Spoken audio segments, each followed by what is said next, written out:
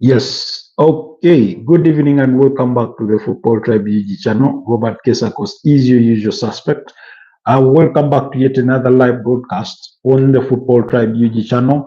It's a pleasure to be back. We coming late because of the UEFA Nations League. I thought that first half between Germany and Portugal was worth, giving the time of day and watching. And indeed, it was in some sense, form, or shape. But yeah, it is still goalless at halftime as we come into this broadcast. So, but beautiful game there that we did witness between the two sides. So far, it's still goalless. I thought Portugal started off as the better side, and then, but Germany sort of grew in the game as time went on. The ball possession over 57-43, I think, does paint a fair picture in regards to where this particular fixture is has been. It's been a first half of few chances in between here and there, but it is what it is. So I hope we can get to discuss that. I hope we can get look at transfers as well. But it's good to be back. It's good to be back for yet another live broadcast. Uh, even though we are coming late, So allow me to do the honors of. Oh, I'd almost forgotten. To test our audience before we get into this broadcast. It's unforgivable. Why? Because we burnt our fingers a couple of times here and there, and we would rather not do that. We would rather have the audience tested as opposed to having our fingers burnt for failing to, but anyways, I think we're good to go. Ah, is it Arthur or Atu? I think it's Atu. How do you pronounce your name? Hi, Atu. I'm trying to read your name. I hope La Laminaho. Hi, Laminaho. How are you doing? Thank you for joining us. Gracie, hi, how are you doing? Welcome to the broadcast. Okay. Atu Laminaho. Where are you guys joining us from? Kindly let me know down in the comment section.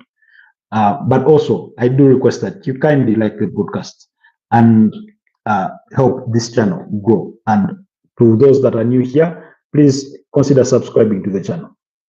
Where are you from, bro? I'm from Kampala, Uganda. How about you? Do let me know where you're joining us from. Personally, I'm from Kampala, Uganda. Robert is my name. Robert Kesakos is my name. It's your usual suspect. And I'm coming to you live from Kampala. Odin Odin, yes. Hi, Odin. How are you doing? Atu says nice. Okay. Atu, where are you joining us from? Guys, kindly, please like the broadcast. Please do me the absolute favor and like the broadcast. But more importantly, if you're new here, please consider subscribing to the channel so that you can support what we do. What's your channel about? My channel is about sports and more particularly football. The way it says, Football Tribe. This is where we gather between fans and friends, and we talk about football. I can see this. He says Odin says he comes from Sweden. Oh, what do I know about Sweden? Sweden has been over there as a good host nation for our people seeking refugee from Africa. I also know about some players from Sweden. That's Alex. What's his name? Alexander Isak, Victor Yokeres, Victor Lindelof. So really, those are some of the few things that I do know about Sweden. Gracie says I'm from India. Oh, another support from India. Thank you so much. India has been so kind to me on this channel. They've been really supportive of what I do. even though most of them, as I do acknowledge, love cricket, but they've been really, really supportive to the channel, and I do appreciate that. I do not take that for granted on any single day, and they've really supported me. The likes of Peter Parker, the likes of Jim. There's somebody who calls themselves February. There's Do Not Press Me Now, and so many others really from India. Our colleagues from India. They do love cricket. I know that's the biggest sport in the country. For India, for Pakistan, for Bangladesh, I think, yeah, around that zoning, really, they do love their cricket without a doubt. But even though they love cricket, which we do not often, which we seldom speak about here, they've been really, really supportive of what I do in regards to football. Some do support football. They have some clubs that they do support, like Real Madrid, some Barcelona, others support Arsenal, Manchester United, Chelsea, Liverpool, like that. So I hope you, I hope you, I hope you will come famous. Oh, you hope I will become famous? Well, let's hope so. Let's hope so. But thank you so much for the love and support. Really, thank you so much for the love and support. And if you subscribe to the channel, thank you so much. If you've not yet subscribed, please consider subscribing to the channel. It's always a pleasure having this kind of support, hearing back from people, getting to know people especially where they're joining us from, what countries they are from. It helps me know that I get to speak to people from different countries. I've spoken to people from Brazil, somebody from Italy, somebody from Germany, somebody from Jamaica, a good number of people from India. Like I've said, they've been so kind really to me. They've really supported this channel. They do come and watch. They do come follow the broadcasts. They sort of engage. They ask questions. Sometimes the questions are off topic, but yes, they do ask them anyway, and you respond to them the best way you can. And yeah, they've been really kind. I know it's late already in India. It's because India is about 2 hours ahead of us, and yet oftentimes they do sort of, somebody says, okay, let me be here with you for 30 minutes or for 1 hour, and they be with you here and they support you. And I'm really, really appreciative of that and grateful for that kind of effort. So, but like I said, tonight we're going to be speaking UEFA Nations League, because Germany and Portugal, that game just closed out for halftime in a goalless draw. But of course, given the lapse we've had in timelines, here they're already back for the second half, and we're going to be enjoying that action as well. So I'll be keeping tabs on that action as we proceed with this broadcast. In the meantime, because that action was quite incredible. That is between Germany and Portugal for the first semi-finals of the UEFA Nations League. The other semi-final will come tomorrow between France and Spain. We know Portugal have won this competition before, I think they won it after winning the Euros. After winning the Euros in 2016, they went on to win the UEFA Nations League. So, I mean, Cristiano Ronaldo still playing out there, although he's not the top player that he used to be in years gone by. I mean, he still command that respect on the pitch, and it's really good to see. And I thought Portugal started with a very, very strong side, although in itself it is contrary to what I did expect personally, especially in that midfield. I thought Vitinha and João Neves would start in the same partnership, but it looks like Roberto Martinez, that's the Portuguese national team manager, decided differently, because he put in Ruben Neves, who does play, I think, for Al Hilal in the Saudi Pro League, alongside João Neves. Those two, in fact, João Neves started at right back. So Bernardo Silva and Ruben Neves started in midfield, and then Goncalo Inacio and Ruben Diaz in that centre back pairing. Nuno Mendes at left back, that's the PSG left back. Diego Costa in goal. Pedro Neto, Bruno Fernandes, Francesco Trincao, as well as Cristiano Ronaldo. That is the starting lineup for Portugal, who are still trying to find a way through this German quite defense. They've been quite solid. They did play with the back three of Jonathan Tah, Robin Koch, Waldemar and not. I see Odin says I am a 10. I'm 10. What do you mean you're a 10? You play as a number 10 when you're playing soccer?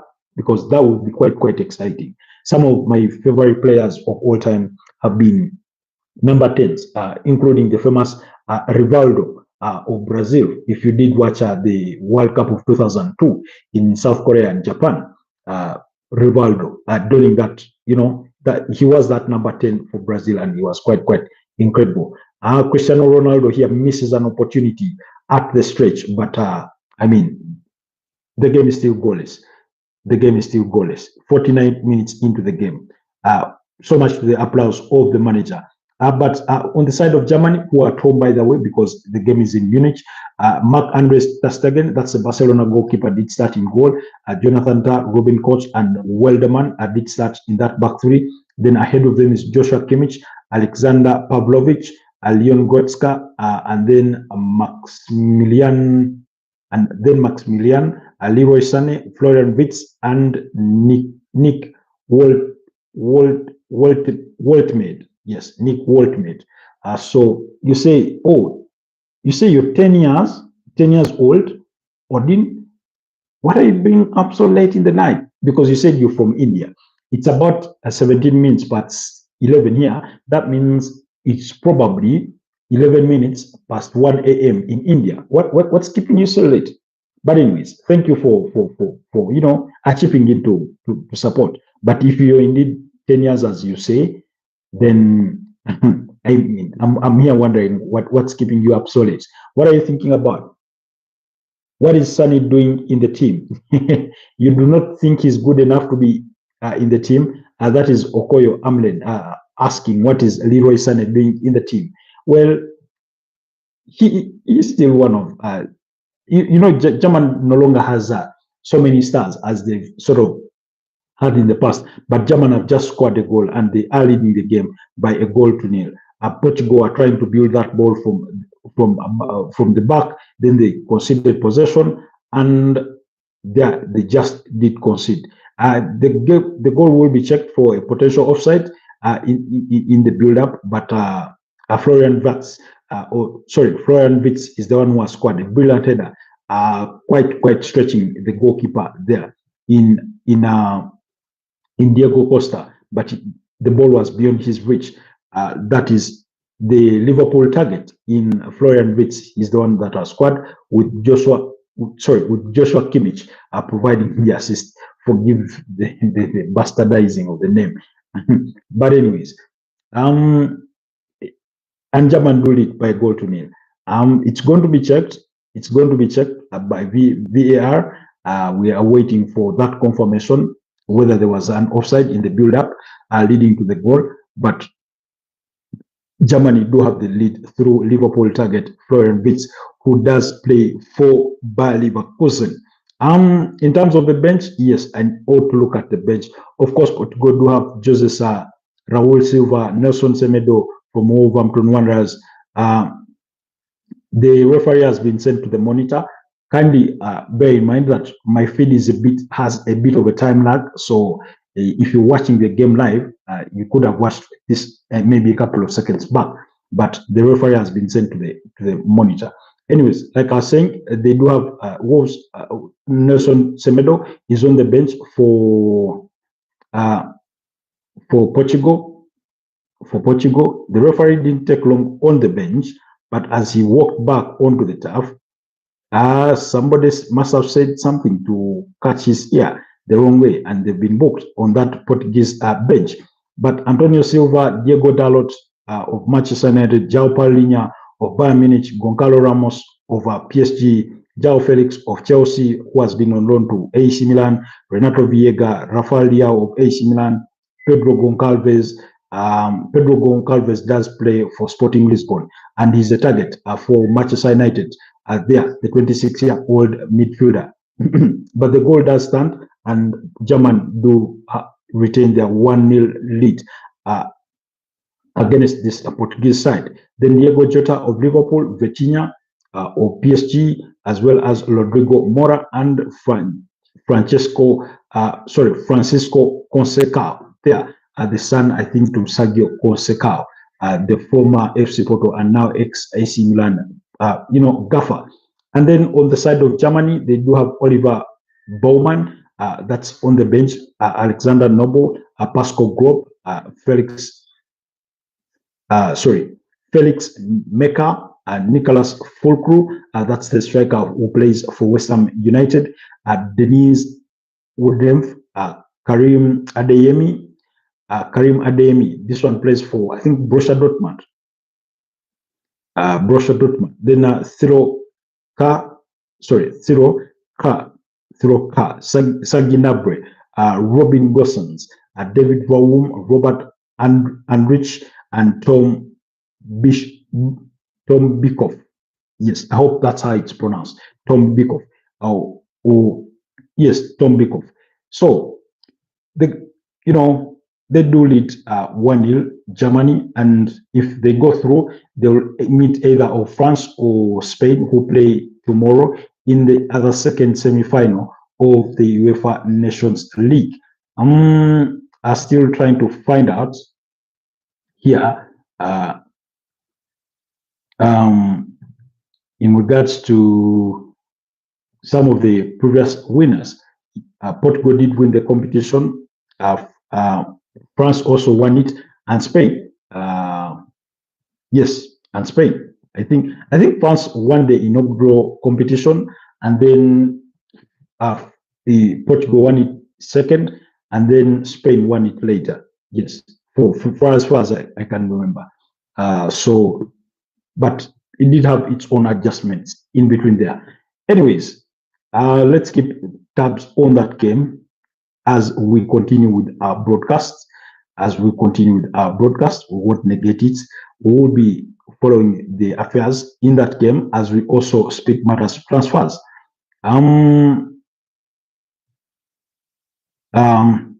This is from about 22 minutes ago from David Ornstein, that is of The Athletic. It does say Chelsea have completed the signing of Liam Delap from Ipswich Town. 22-year-old England international signs a contract until 2020-31. I think we had already spoken about this, that he had agreed to personal terms on a 6-year contract to join the Blues from Ipswich Town. Chelsea activated the 30 million release clause, 20 million pounds of which Ipswich Town received upfront, and then Championship club also get a sell-on percentage. Wow, that's quite the negotiations, because Man City had a sell-on clause on over Liam Delap, which they will receive, but the first initial guaranteed fees that they are getting is 20 million pounds, and then the other 10 will come in installments. But they also have a future sell-on clause should Chelsea trade the player off to another club. So I'll be interested in knowing. Prince Nkosi is here with us. Good evening, brother. Prince Nkosi was with us last night as well for our one hour long broadcast. Yes, and we did speak matters football and everything in that regard, transfers and all that lot.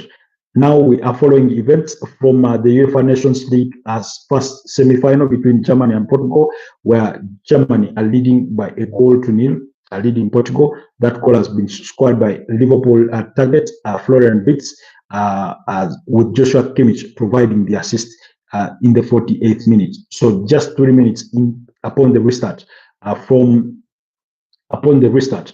into the second half, that they did find the back of the net.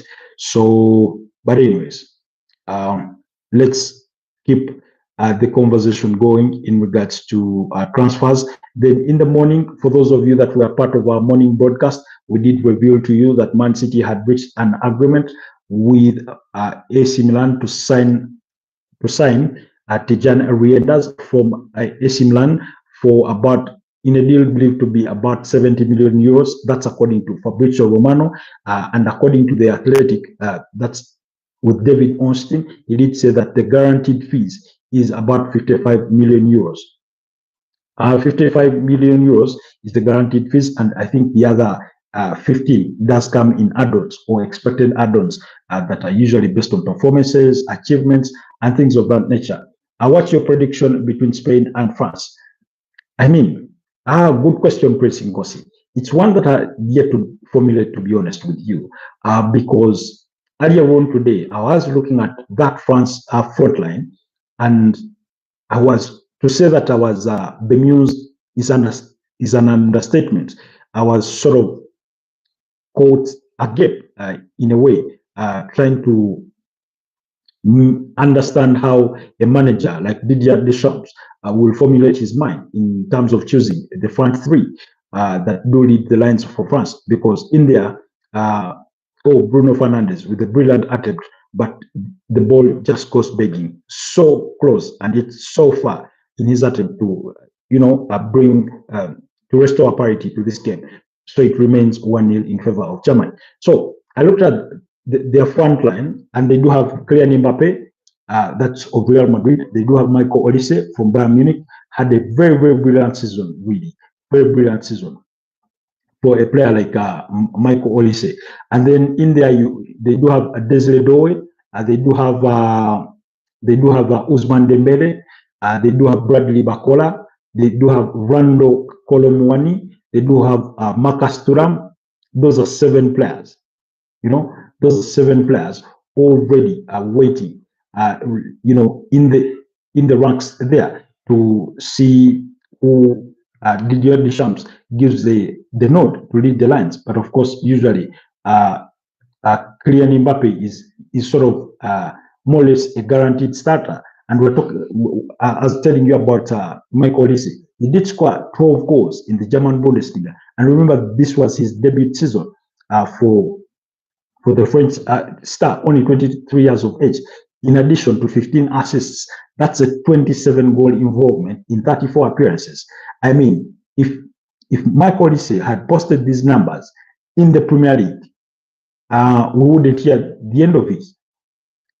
He would be all over the headlines. He would be, of course, be linked with all potential moves away if he had done it at Crystal Palace or any other team, regardless. But I mean, he's done it at Bayern Munich in his debut season, in a season where they sort of where Jamal Musiala sort of struggled through it and had suffered from injury and that kind of thing. He really, really did step up. So again, to answer your question, Pressing Bossy, when it comes to Spain versus France, I do think that Spain hold the advantage or have the edge because they are the reigning champions, the reigning European champions, having beaten England in the final by 2 goals to 1 in the last outing. So really, I would give Spain the edge slightly, because and also possibly because, or partly because, I do not know how France are going to set up in that midfield, especially when it comes to the central midfield area and a bit going forward. It's not to say that they lack the players that are capable of playing there, but I think when you compare them to a potential Spanish midfield, I do not know if Rodri has been summoned as part of the squad that will be playing tomorrow, but it will be quite an interesting phenomenon to watch on who France start in that midfield. Let's maybe get a peep at the probable lineups for tomorrow in as far as France are concerned. Now, you look at that midfield, and they do have Adrien Rabiot, who is 30, 31 now, Manu Kone, and Aurelio Chouameni, and then potentially Michael Olise ahead of them, Rando Kolomwani, and Kylian Mbappe. Although I do think that it may not be Rando Kolomwani that starts this game. It could be a Desiree Doué who starts alongside Kylian Mbappe, or even an Ousmane Dembele. But let's wait and see. So for me, that midfield, I'm not really convinced. Yes, physically, Adrien Rabiot maybe still has its Chouameni, quite athletic, quite industrious player.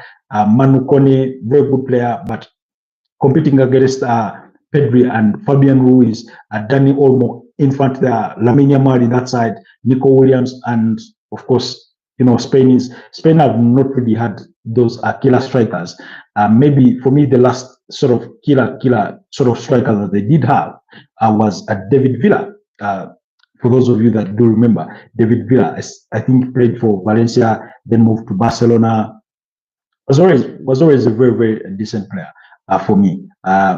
Because Fernando Torres, yes, he did score the goals on the Spanish international team, but again, he wasn't as prolific as he was at Liverpool or even at Atletico Madrid prior to his move to Liverpool and that kind of thing. So they've not always been the team that do have good strikers, but collectively as a team, especially when it comes to their number 10s, their sort of 7s and 11s, or the traditional wingers as we may come to know them. In this case, Lamine Yamal and Nico Williams, they are always capable, and that midfield is often strong, because we are now talking about Pedri, a very, very high rated player in as far as top midfielders on the European continent are concerned.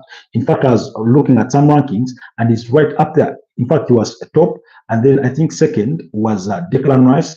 In there was Vitinha. There was what's his name? Ryan Gravenberch came number 10. Who else? João Neves made that list of the top 10 best midfielders in Europe at the moment.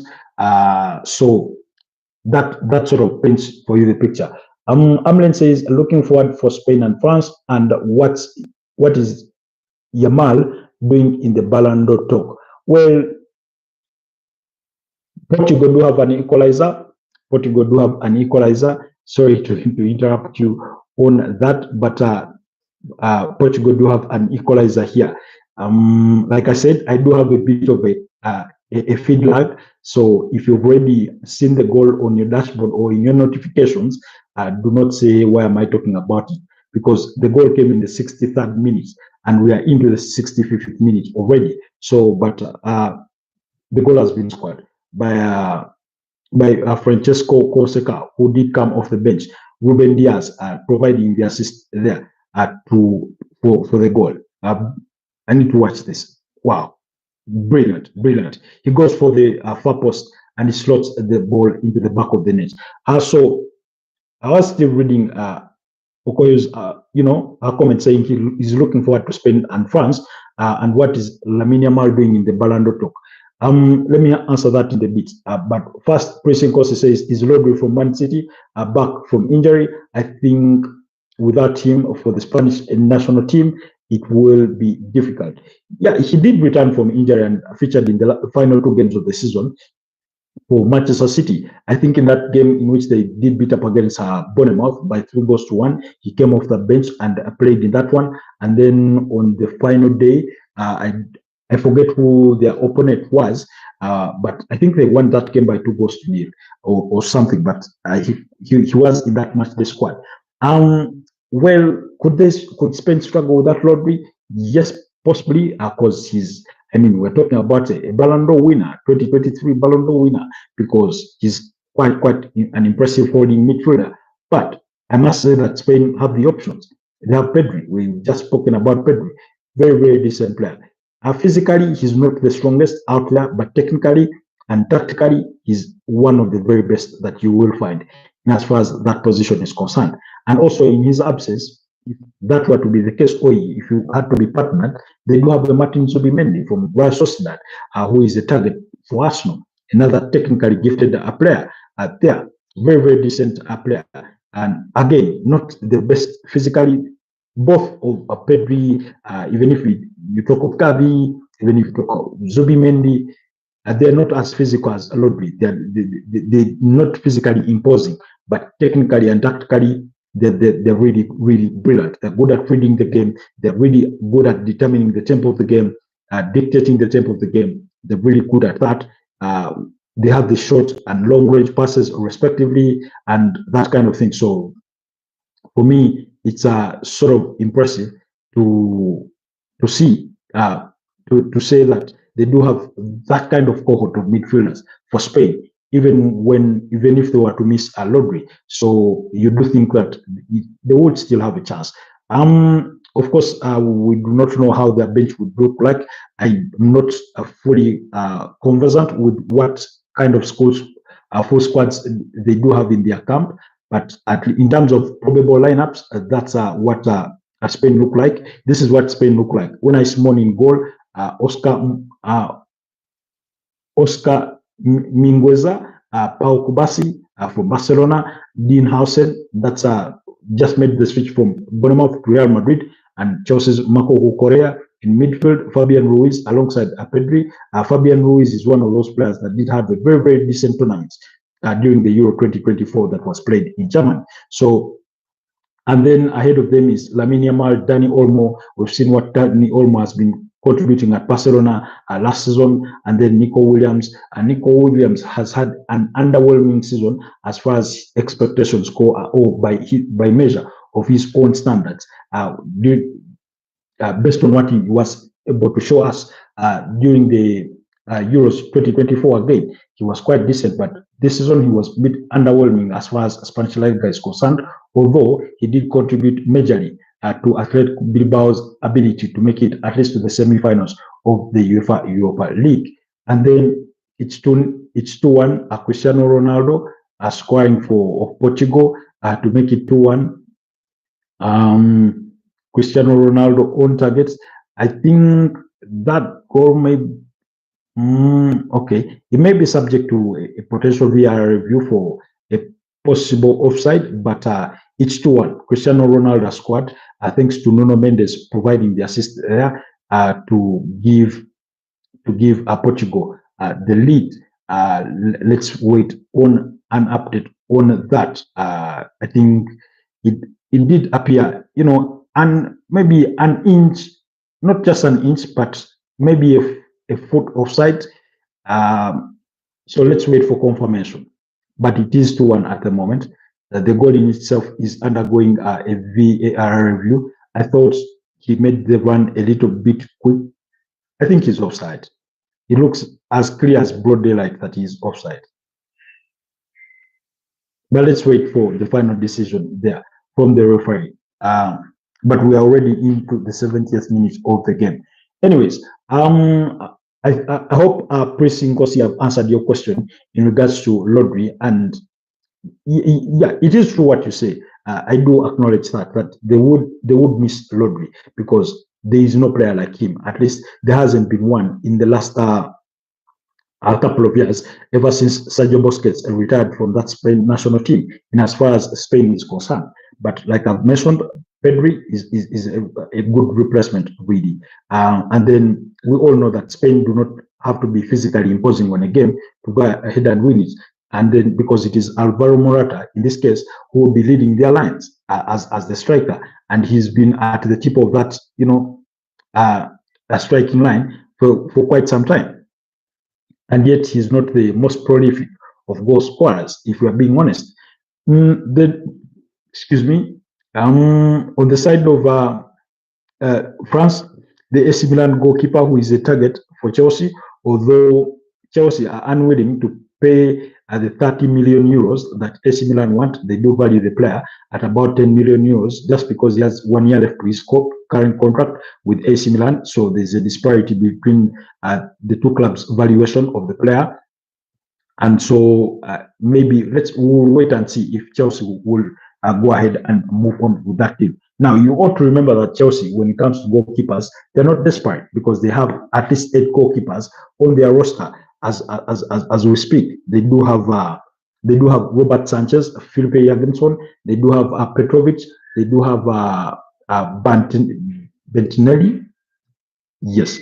Yes, they do have Mike Penders, Lucas Bergstrom, Kepa Arrizabalaga, who's been on loan to Brentford this season, and then on the as well as Petrovic has been on loan to Strasbourg in the French League One. They do have Teddy Sherman Lowy. They do have Marcus Bentinelli. Yes, so all those are goalkeepers on Chelsea's roster, and yet they remain in pursuit of Mike Mignan or Mike Maignan.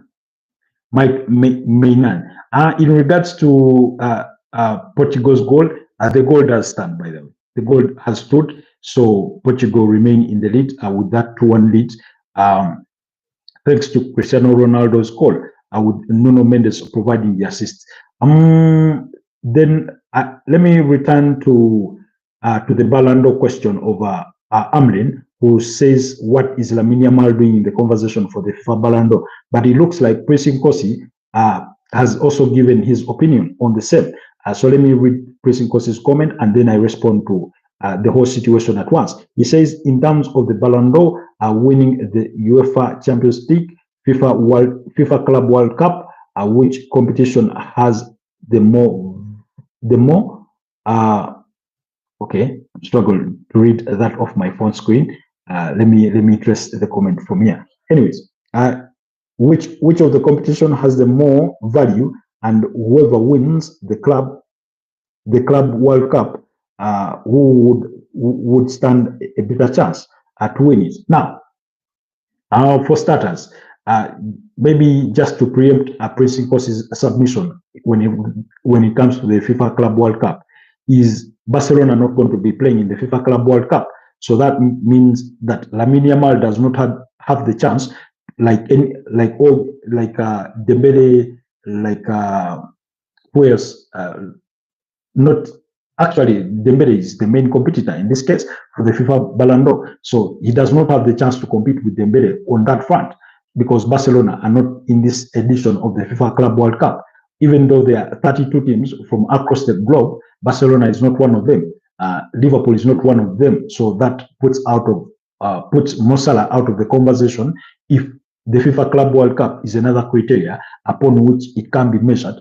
If for a potential winner of the Ballon d'Or as an accolade, then you ask which one holds more value. The UEFA Champions League, I think, holds more value. As now, again, what holds more value is dependent on the tournaments that are being played in a calendar year that is being considered. For example, back in 2018, you do remember that Luka Modric won it, but he won it premised on the fact that Real Madrid had won the third consecutive UEFA Champions League title under Zinedine Zidane. But he also, at the FIFA World Cup in Russia, was a losing finalist against France. So with Croatia, so that sort of was a huge factor. When you look at Rodri in 2023, of course, we had just returned on the back of. Okay, maybe that was over a year ago, because I was going to make reference to the Euros 2021, Euro 2020 that was played in 2021.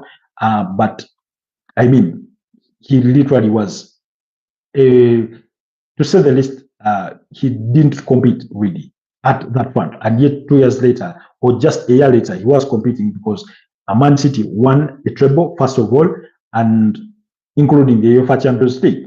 So the UEFA Champions League does hold more gravitas in as far as winning the Ballon d'Or is concerned. So again, when we go back to comparison, and I think that's the primary reason upon which Amlin premises his basis for comment to say, what is Lamine Yamal doing in this conversation?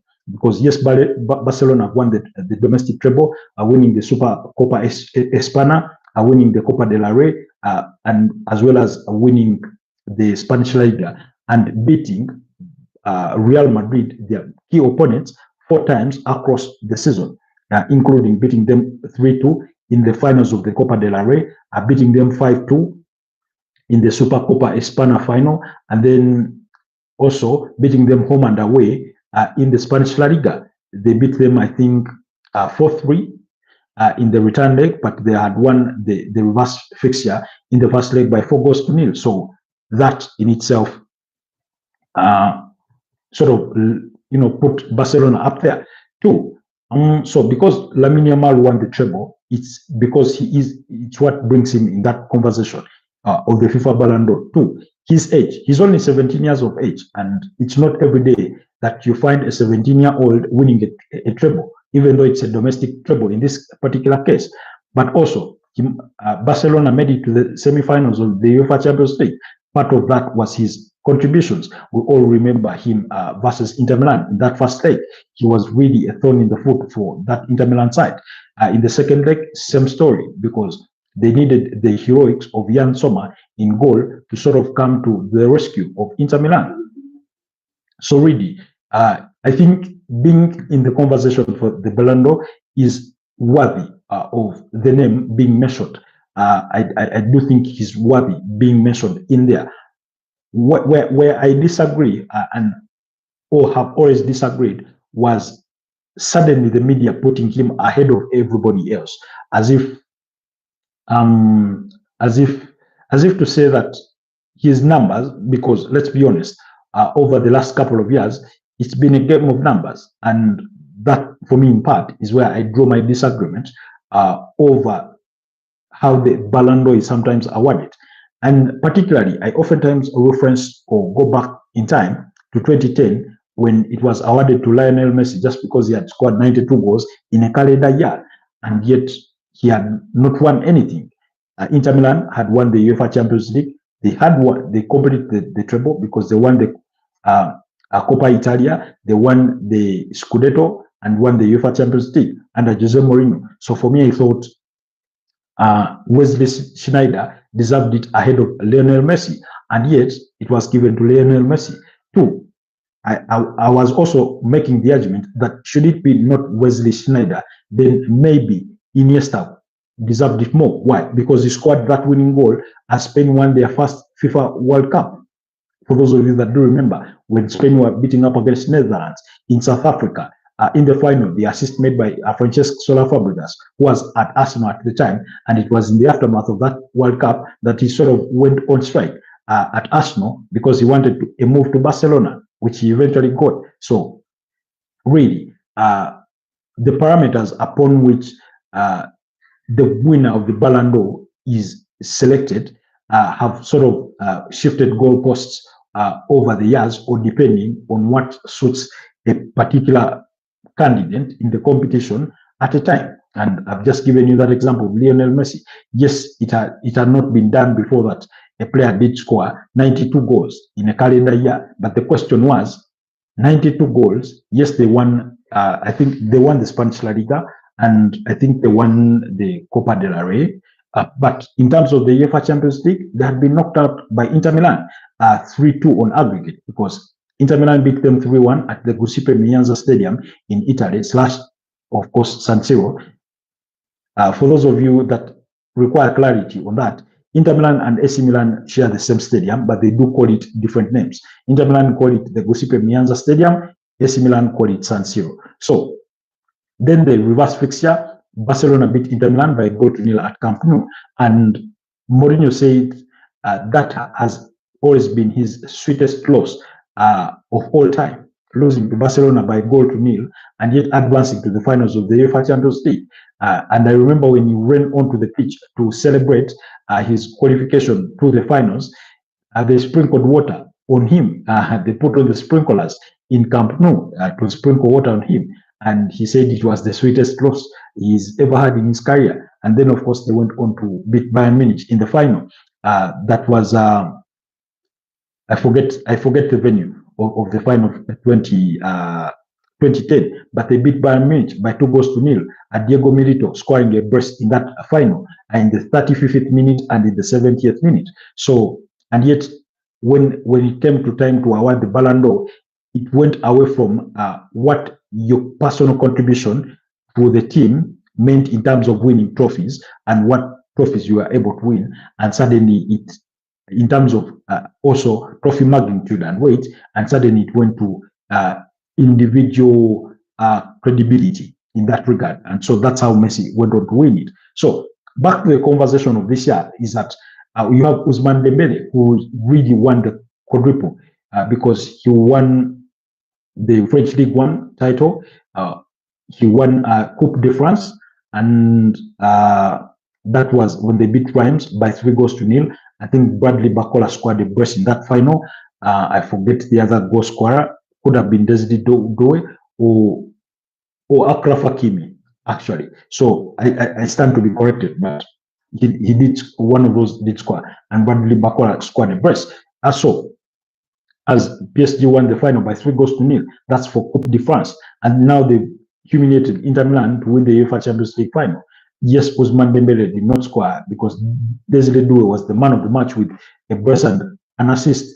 But his contribution was quite enormous. And Luis Enrique spoke about it in the aftermath of that great game, saying the amount of work he did defensively, leading the press, being a lead on that pitch was quite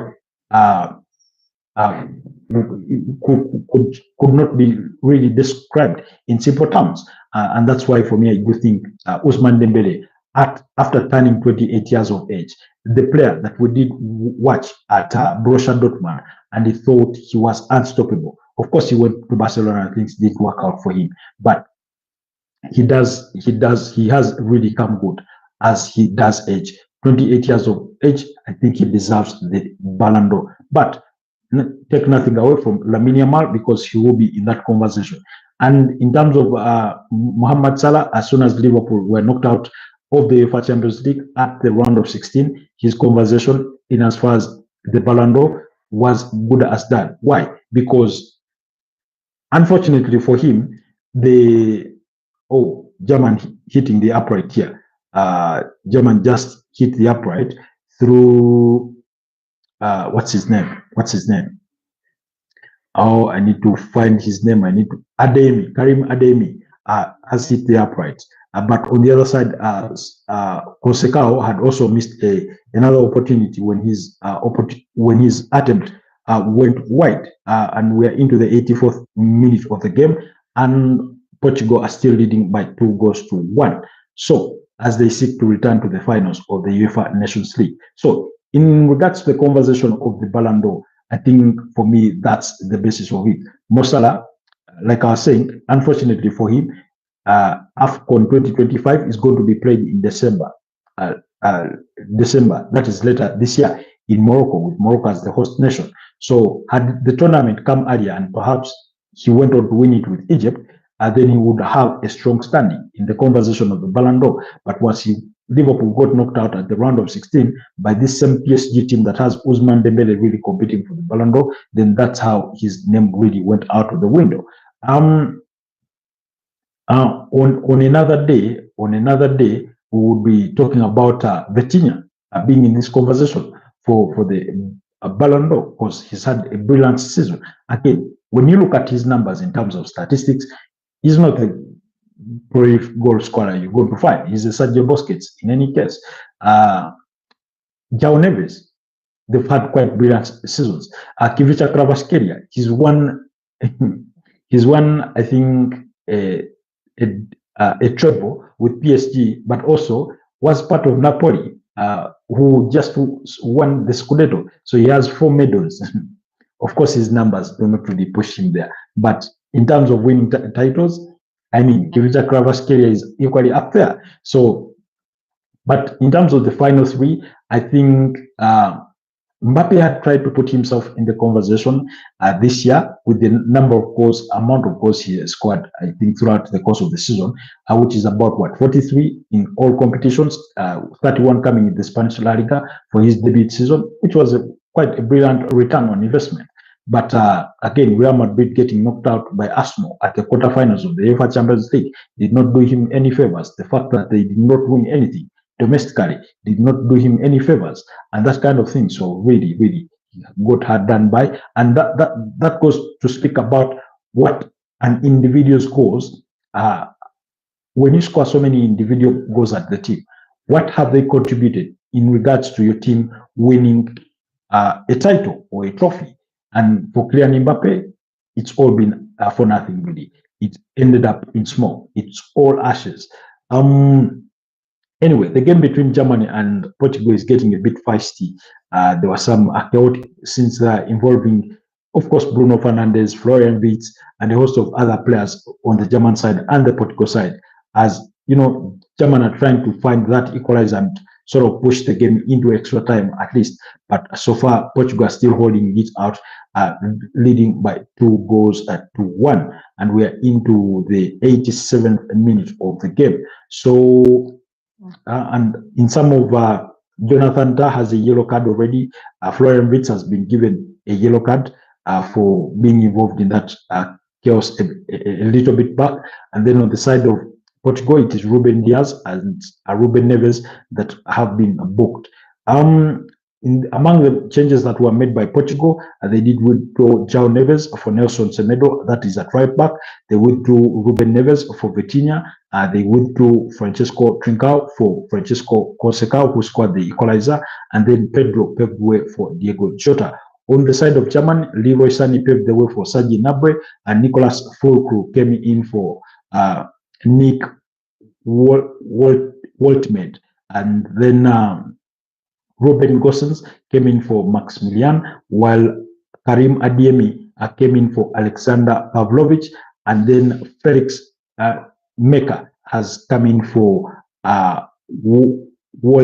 Waldemar Anton. Yes, that's the update I can give you in regards to the changes that have been by Julian Nagelsmann on the side of Germany and by Roberto Martinez on the side of Portugal. That game is in the 89th minute, with Portugal leading by 2-1. A goal scored by Francesco Conceição and Cristiano Ronaldo, while Florian Wirtz did score the goal for Germany. So, anyways, I hope guys have answered your questions already to the best of my ability, or your comments. I've responded to them in regards to the Ballon d'Or. And by the way, that ceremony is going to be held in France in September this year. So that's why I say that the accolade in itself comes a little too early for Mohamed Salah. Yeah, in regards to before he gets to feature in the Africa Cup of Nations. And then, but those are the top contenders really that are with me. Although Ousmane Dembele deserves it, I think Pedri said just as much, but Lamine Yamal will be in contention. And who else? Desiree Doué. I wait to see who the world nominates. What is the latest on Osimhen?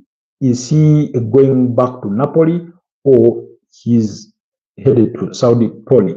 I do not think Victor Osimhen can start Napoli, because the two are no longer at good terms. The club and the player, they are no longer at good terms, and that's why they literally desperately sent him out on loan last season to Galatasaray. Now, he does have an offer of up to 15 million euros in wages per season from Galatasaray, who are willing to offer about 50 to 65 million euros to Napoli to try and sign him on a permanent deal and put him, I think, on a 4-year contract.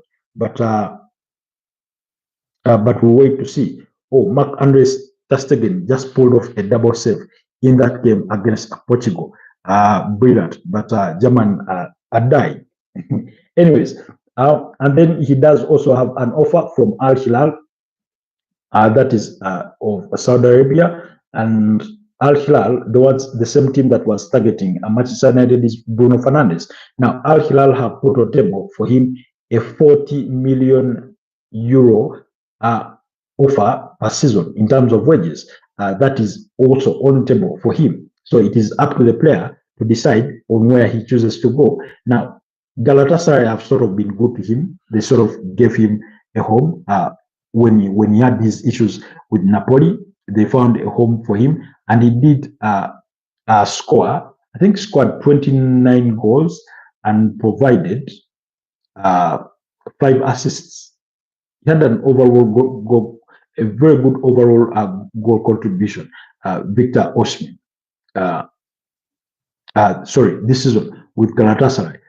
But he has those 2 offers from Galatasaray. Yes, in 30 games, he scored 26 goals and provided 5 assists. He had a 31 goal contribution in the league. That's the Turkish league there. So it's been a very good season for him.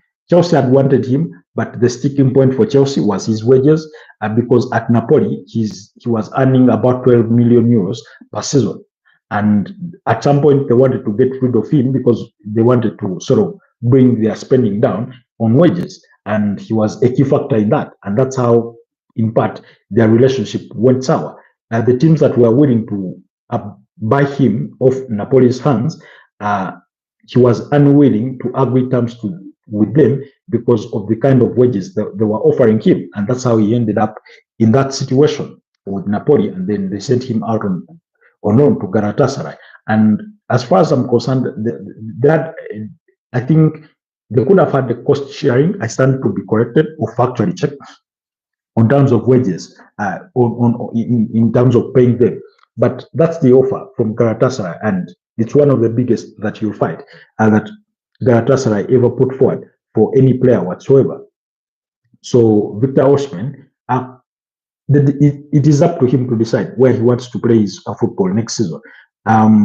Guys, I keep looking at my screen because I'm also trying to follow proceedings from the UEFA Nations League between these two sides.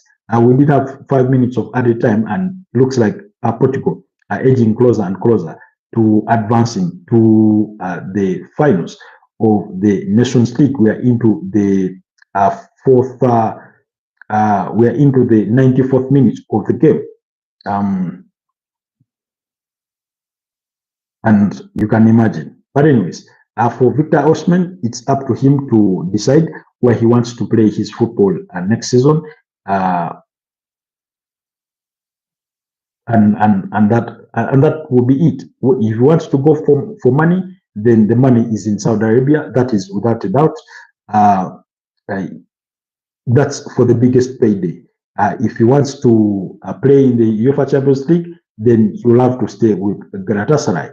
And again, this was from just a couple of hours ago from Fabrizio Romano saying that Victor Osimhen remains high on Al Hilal's list as a new striker.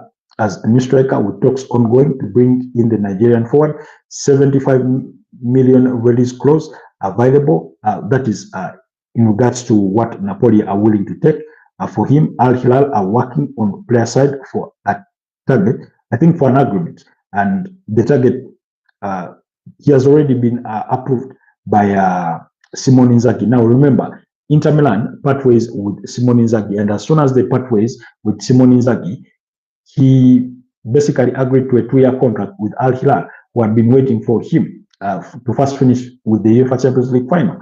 And that 2-year deal has an option, I think, to extend for a further year to make it 3 years. He is going to replace George Jesus, who has been the manager at Al Hilal. For those of you that do remember, George Jesus is one of those managers or coaches that did coach the Brazil national team. So, anyways, there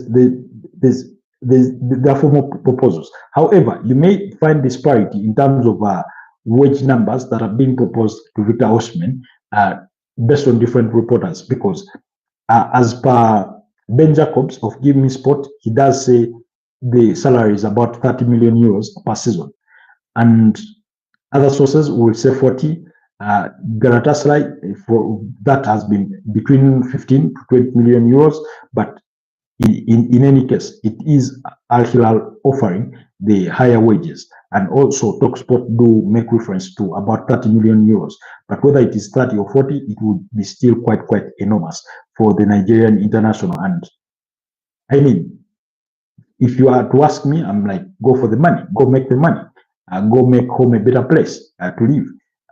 You can still play competitive football, whether it is at Saudi Pro League, because guys, let's remember this: the Saudi Pro League has really made enormous investments in regards to player recruitment and managers. We're talking about managers that have been winning in Europe going to the Saudi Pro League. Simone Inzaghi is the latest culprit. Stefano Pioli did go there after winning the Scudetto with AC Milan in 2022. He went to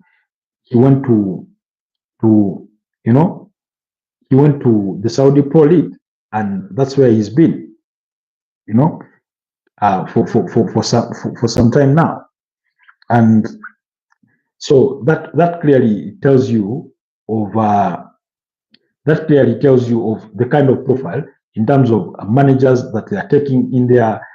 He's been with Al Nassr, yes, where Cristiano Ronaldo does play. So and had reports linking him with the potential return to Italian football. But that was linking him with a move to AC Roma, although AC Roma have since hired, what's his name? Gian Piero Gasperini, who was at Atlanta for 9 years. And anyways, that's it. That's it. But anyway, guys, our full-time score is Portugal 2, German 1, and that means that Portugal have advanced to the finals of the UEFA Nations League. They will wait for whoever progresses between France and Spain tomorrow to determine who they will be facing off in the finals of the UEFA Nations League. So let's wait for that, and I will be here tomorrow to follow updates from that game as well, and see who Portugal will meet in the finals. But it's not a good result for Julian Nagelsmann. Nagelsmann there. In terms of his resume, of course, he's trying to solidify his presence with the German national team, and yet it's not really working out. Yes, Portugal won the UEFA Nations League in 2019. They beat Netherlands in the finals by 1-0, just like they had done, I think, in 2016, when they won by 1-0. That goal was scored by a black player. Apologies for saying black, but indeed he was black. He was called Eder. Yes, because Cristiano Ronaldo suffered an injury in that game, and he was withdrawn. So Goncalo Guedes scored the goal in the 60th minute in 2019 as Portugal beat up against the Netherlands in the finals to win the Nations League, just about 3 years after winning the Euro in 2016. Yes, in fact, they beat France. Portugal beat France in the finals of 2016 by 1-0. That goal scored by Eder in extra time, 109th minute. So, good night, bro. See you tomorrow. Thank you, Pressing Kosi, for being with us, for the time you've been with us. For now, let's proceed briefly with the latest in transfers. Of course, we've revealed that Chelsea have completed the signing of Liam Delap on a 6-year contract from Ipswich Town, and then Manchester City and Ryan Cherki have reached an agreement on personal terms that we'll speak about much earlier on the day.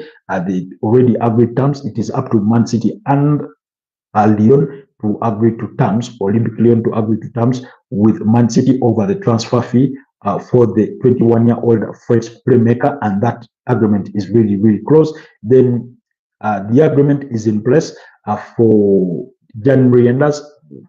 in place between AC Milan and Man City for the transfer of Tijan Reinders. And then because on that, according to Fabrizio Romano, he says the agreement between Man City and AC Milan for Tijan Reinders is worth 57 million euros as a fixed fee. Now, okay, always expect these disparities in terms of figures being reported.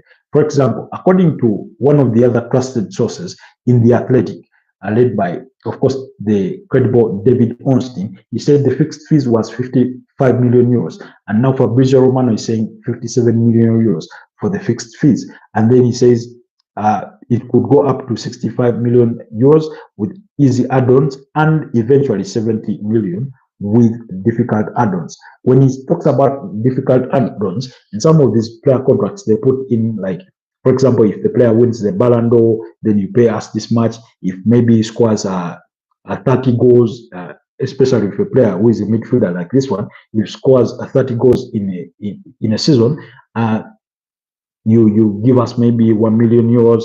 If you win a treble with him, you pay us this much in extra, and that kind of thing, really. So that's to be expected. Anyway, those are some of the difficult, add-ons or that are expected when they talk about other difficult add-ons. Then former Southampton manager Invaso Martin has just signed his contract tonight as the new Rangers FC head coach. on a 3-year deal agreement valid until June 2028. That's according to Fabrizio Romano. He was in contention for this same role with David Ancelotti. That's the son to Carlo Ancelotti. And then Steven Gerrard, who did manage Rangers previously before making the move to Aston Villa. He helped them win the 2021 league title, Scottish Premier League title. So he was also the other candidate that was being considered for the job. Now, Russell Martin did play for Rangers back in 2018 before he got into management. And then Real Madrid are trying to hijack a deal for a River Plate player that is a target for Paris Saint-Germain. The name is Mastantuono. That's the player that Real Madrid are trying to hijack out of the hands of Paris Saint-Germain, who are his primary targets. Then, anyways, those are some of the latest. Then FIFA Club World Cup winner will wear a golden badge on their jersey for 4 years. That's whoever wins it will get to wear that, FIFA sort of a golden badge on their jersey for the next 4 years until the next edition. Remember, the FIFA Club World Cup will be played once every 4 years. So in the new format. So that's a majority of what we are getting. Then Inter are prepared to hold talks with Cesc Fabregas tonight with director Piero Ausillo in London, while Como insists on their position not to authorize negotiations or approve his exit. So let's wait and see again. You remember earlier on this summer, Francesco Fabregas was a target for the Red Bull group because they wanted to take him to RB Leipzig as the manager, and he sort of turned down that offer. Bayer Leverkusen came in for him, he turned them down, and they ended up with Erik ten Hag. But Inter Milan, after after parting ways with Simone Inzaghi, they're now getting Francesco Fabregas as their potential manager. On that shortlist, they also have Roberto De Zerbi, who is at Olympique Marseille. So let's wait and see how things do, transfer on that one. And then AC Milan are working to sign Luka Modric on a 1-year contract with an option to extend for a further year. That's with a salary offer of a net pay of about 3.5 million euros per season for the 39-year-old Croatian international and 2018 and the 2018 Ballon d'Or winner. Now, the reason as why I keep confusing them is that at one time, the Ballon d'Or, which is sort of a French-led a football award, was combined with the FIFA, award of Best Player of the Year, and then eventually they sort of re-separated them again. So that's why I keep confusing the two, or saying FIFA Ballon d'Or. Anyways, so those are some of the major updates. Of course, Barcelona are close to completing a deal to sign Joan Garcia. That's the goalkeeper from Espanyol. That deal is equally on. And then Tottenham captain, that is the Tottenham captain in Son Heung-min, is a target for some clubs in the Saudi Pro League. They are trying to target the 32-year-old Korean international with a potential move to the Saudi Pro League. And then Manchester United winger Jordan Sancho is also being targeted by Al Nassr, Al Hilal, as well as Al Ittihad, according to the Mirror, after parting ways with Chelsea to return to Man United after a season-long loan with the Blues. And then Martin Zubimendi did make some comments that sort of sent Arsenal fans into disarray, or literally gave them a heart attack, because he was speaking to, I think, a Spanish radio called Nacional de España, and he did say he was equally surprised. He did say he has options for the summer. He doesn't know where he's going to play his next season's football from, but he has options. And then he spoke about his about Xabi Alonso as being his idol, and of course he got the brilliant opportunity of Xabi Alonso managing him or being his head coach at Real Sociedad B for one season before he was promoted to the senior team, that is the main Real Sociedad that do play in the Spanish La Liga. Because for those of you that do remember, Xabi Alonso, after retiring from football, he moved to Real Madrid and was part of the coaching staff at the academy. He was the coach for the under-14s, and he left there and joined Real Sociedad's B team in 2018 until 2022, where he left to then go to Bayer Leverkusen. So he did sort of coach or manage Martin Zubimendi. So he spoke about his admiration, but he also said reports that he had been in London to do a medical pending a move to Arsenal were all wide of the mark at the time of those statements. And I'm trying to find his exact quote in regards to those words, because he did say in regards to medical reports with Arsenal, he says, it's an example of what surrounds football. Many times I wake up in the morning and read things that I didn't know I had done. That was a clear example. It's true that I did not take it very seriously, but anyway, I uploaded those photos to emphasize a little that it wasn't exactly the reality that was happening. Now, when that news broke, again, it was news taken out of context. He posted photos of him being at a beach in Spain, while people were saying he was in London doing a medical. Now, again, the news wasn't that he was in London doing a medical.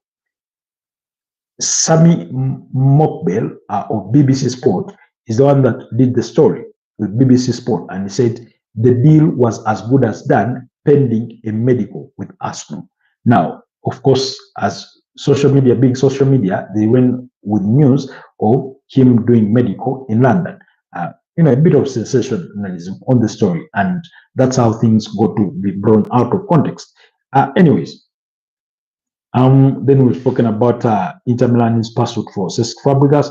Then it is being reported that Brandon Mbeumo could ask for wages in the region of 230 to 250,000 pounds per week, according to the Times, if he is to complete a move to Manchester United. Earlier on this week, David Ornstein of The Athletic did reveal that Brandon Mbeumo does prefer a move to Manchester United over any other Premier League suitors, who include Arsenal, who include Newcastle, as well as Tottenham Hotspurs, that he prefers a move to Manchester United over a switch to either of the other three suitors. And in the wake of those reports, it is being reported that he would want a rise on his wages, almost quadruple, because he apparently is currently earning about £45,000 per week. Now, he only has 1 year left to his contract with Brentford, but Brentford do have an option to extend his contract for a further year, so they will be under no pressure to sell him cheaply, and that's why it is being reported that they could demand for a fee north of £50 million for the 25-year-old Cameroon international, who posted a tally of 20 goals and 7 assists in the just concluded campaign. So we'll keep tabs on that story. And in fact, as of today, we did receive reports that Man United had initiated talks with Brentford over the pursuit or over the signing of Brand Mbeumo. We'll wait to see how that equally goes down. Then Crystal Palace, we spoke about Crystal Palace earlier on in the day. Their presence in the UEFA Europa League next season is under threat because one of their owners, that is John Textor, was about 43%, who owns about 43% of the club, is also an 88% majority owner with Dion, who are in the same competition. Now, of course, that goes against UEFA's rules for clubs being owned by the same owners, but participating in the same competition.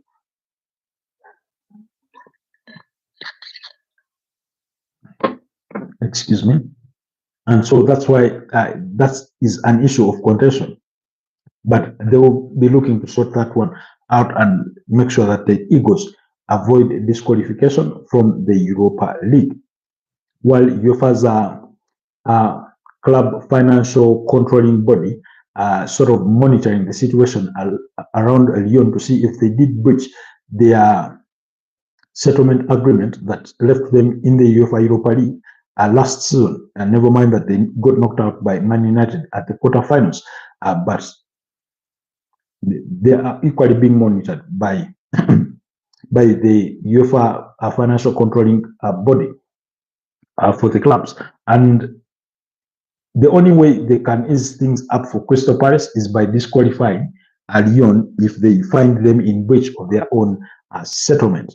Anyways, guys, I think that's the best we had today. Those anyway.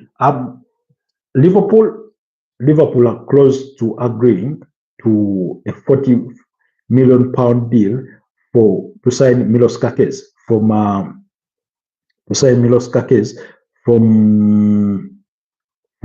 AFC Bournemouth, the 21-year-old Hungarian international. So keep your eyes peeled for that deal as well. It was revealed by Ben Jacobs that the two parties were close to agreeing terms over a £40 million deal for the left back. And then, of course, earlier on in the day, we did have what's his name? Raheem Sterling being confirmed that he will be leaving Arsenal to return to Chelsea.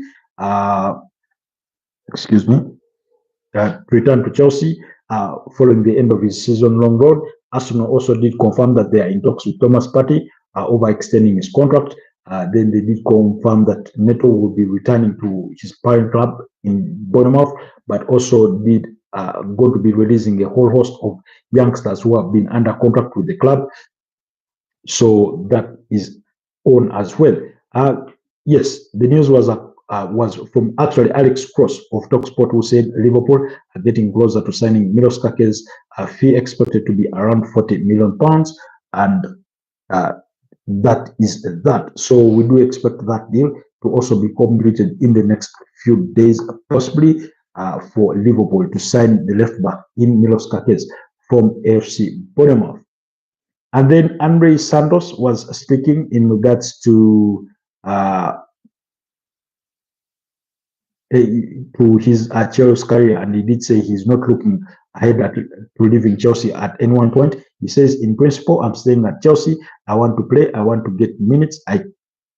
So I can earn my place at the World Cup. Remember, he wants to be part of Brazil's squad for the 2026 FIFA World Cup. I want to establish myself at Chelsea. I want to play regularly and be an undisputed starter and win titles in this shirt. Those were comments by Andre Santos, the Brazilian international who spent the whole of last season on loan to Strasbourg in the French League One. So that's the other key news of the day. Of course, the other key news of the day was regarding Michael Carrick, who has been sacked or shown the exit at Middlesbrough after what, 3 seasons or 4? Did join them in what? In 2022, 2023, 2024, 2025.